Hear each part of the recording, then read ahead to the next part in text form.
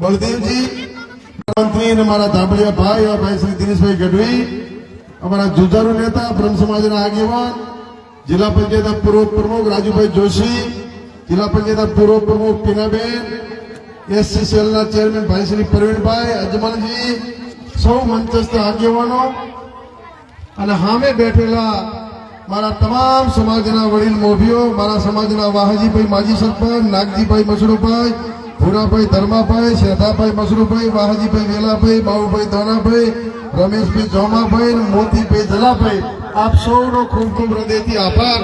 આ ગામના તમામે સમાજના અને દિનેશભાઈ, આ ધરતી સાથે અમારો ખાસ નાતો છે. અમારા હપરેડાના તપસ્વી બાપુ આ ધરતીમાં તપ કરી અને દેવ થઈ ગયા. મહાદેવ ભારતી બાપુ અમારી ધરતીના વાવ તાલુકાના હપરેડાના હતા. એટલે કુચાવાડા સાથે અમારો સદાય નાતો છે.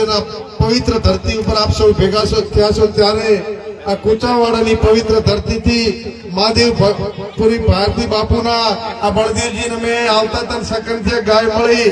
મને કે આ ગાય મળી સકન હારા થાય. મેં કીધું આ ધરતી ઉપર તો સંતોએ સમાધિઓ લીધી છે. મહાદેવ ભારતી બાપુની જગ્યા છે. લેર ભારતી બાપુ અહીં હોય ત્યારે એ બાપુના આપણા ઉપર આશીર્વાદ છે.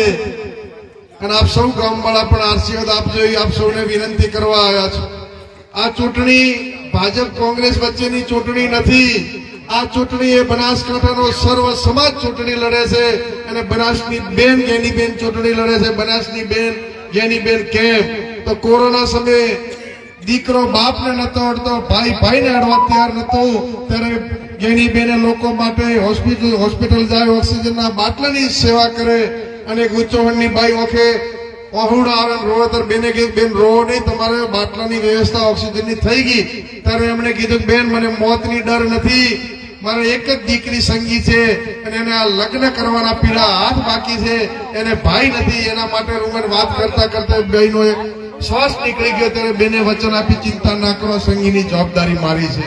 અને જિલ્લાના દિનેશભાઈ રાજુભાઈ સૌ આગેવાનો જાણે છે. એના 4 મહિના પછી એ સંગીના ઉચ્ચવણ મુકામે રંગે ચંગે લગ્ન કર્યા. પારકી નહીં પણ સવાઈ મા બંધ લગ્ન કર્યા. આખા ગુજરાતના નેતૃત્વને બોલાવી અને દીકરીને એવી કે ખોટ ન રહે કે મારી મા નથી, મારો ભાઈ નથી, એવા રંગે ચંગે લગ્ન કર્યા. એટલે બનાસની બેન એની બેન. ત્યારે હું તમામ સમાજોને વિનંતી કરું કે હર હંમેશા તમામ સમાજોએ વોટ આપ્યા હશે. ઠાકોર સમાજે દરેકને વોટ આપ્યા, સરપંચ થી કરીને ધારાસભ્ય હોય, તાલુકા જિલ્લા પંચાયતે દરેકને વોટ આપ્યા. ત્યારે ઠાકોર સમાજની દીકરી આઝાદીના 75 વર્ષ પછી પ્રથમ વખત ઠાકોર સમાજની દીકરીને ટિકિટ મળી છે. એ ઋણ ઉતારવાનો સમય આવ્યો. ત્યારે તમે સૌ ઋણ ઉતારજો એવી વિનંતી કરું છું. ફરી ભવિષ્યમાં તમારે જરૂર પડશે ત્યારે આ ઠાકોર સમાજ તમે 100 રૂપિયા ચોટલો કરો તો 200 કરે એવો આ ભોળો સમાજ છે. તમે જેટલું આલશો એટલું તમને બમણું આપશે એની પણ મને ખાતરી ને વિશ્વાસ છે. ત્યારે આપ સૌને વિનંતી કરું છું, મારું પણ માગું નહીં આપણે કાજ પરમાર્થને કારણે મોગતા ના આવેલા આ બનાસની બેન અને ઠાકોર સમાજની દીકરી માટે તમારી પાસે ખોળો પાથરું છું. આ ખોળાની તમે સૌ કોઈ લાજ રાખજો એ વિનંતી કરવા આવ્યો. ત્યારે આપ સૌને વિશેષ ના કહેતા આપ સૌ આ ગામમાંથી એવું મતદાન કરજો 7મી તારીખે પંજાના નિશાન ઉપર કે તમારી એક દીકરી આ ધરતી ઉપર વોટ માંગવા આવી હતી. અને તમામે સમાજ, મારો ચૌધરી સમાજ હોય, મારો માલધારી સમાજ હોય, મારો દલિત સમાજ હોય, એ તમામ સમાજોને વિનંતી કરું કે આ ઠાકોર સમાજ હંમેશા તમારી સાથે રહેશે. તમારે જયારે બદલો ઉતારવાનો, ઋણ ઉતારવાનો સમય આવ્યો ત્યારે તમે પણ કે રાજ ધર્મ ના ચૂક કરો, રાજ ધર્મ નિભાવજો એવી વિનંતી કરવા તમારી વચ્ચે આવ્યો છું. ત્યારે આપ સૌને વિશેષ ના કહેતા સામે ચૂંટણી લડાઈ માત્ર ડમી ઉમેદવાર છે, એમને કઈ લેવા દેવા નથી. વડગામ વાળાના આપણે વોટ લેવાના નથી. આ હર હંમેશા તમામ સમાજો ભાઈચારાની ભાવનાથી રહેનારા સમાજો તમામ સાથે રહેતા હોય છે. ત્યારે બનાસકાંઠાના સહકારનું રાજકારણ હોય, બીજું રાજકારણ હોય, દરેકમાં ખલાલ પહોંચાડે. સમાજ વચ્ચે ભાઈ વચ્ચે ભાગલા પાડનાર બનાસકાંઠા જિલ્લાના એક વ્યક્તિ સામેની ચૂંટણી છે. ત્યારે બનાસકાંઠા બહારના લોકોને અહીંથી કાઢવા માટેની, બનાસકાંઠાને આઝાદી અપાવવાની ચૂંટણી છે. ત્યારે તમને વિનંતી કરું છું.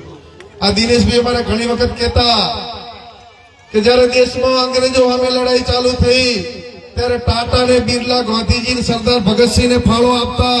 અત્યારે અમારી પાસે ઉદ્યોગપતિઓ નથી, ટાટા ને બિરલા. તમે કોઈ 100 રૂપિયા 500 આપી અને જ્ઞાનીબેન ને ચૂંટણી લડાવી રહ્યા છો, એ બદલ તમને વંદન કરું છું. આખા સમગ્ર જિલ્લાના લોકો જેની જે ઈચ્છા થાય એટલા પૈસા આપે, નોટ ને વોટ આપતા હોય, એવી ઇતિહાસમાં લોકશાહીની પ્રથમ વખત બનાસકાંઠાની પ્રજાએ ચૂંટણી લડે છે. ત્યારે બનાસકાંઠાની પ્રજાના ઢારે આલમનો ખૂબ ખૂબ આભાર. આપ સૌ 7મી તારીખે મતદાન કરો. અને ખેંગરભાઈ, જ્યારે મતગણતરી નીકળે અને આ ગામની પેટી નીકળે ત્યારે આ બધાને મહાદેવ ભારતીની સાક્ષી આપ હાથ ઊંચા કરીને જો આપવાના હો, પેટી સલકાવાના હો, તો 2 હાથ ઊંચા કરીને બોલો મહાદેવ ભારતી બાપુની, લેર ભારતી બાપુની. ખૂબ ખૂબ આભાર આપનો. ખૂબ ખૂબ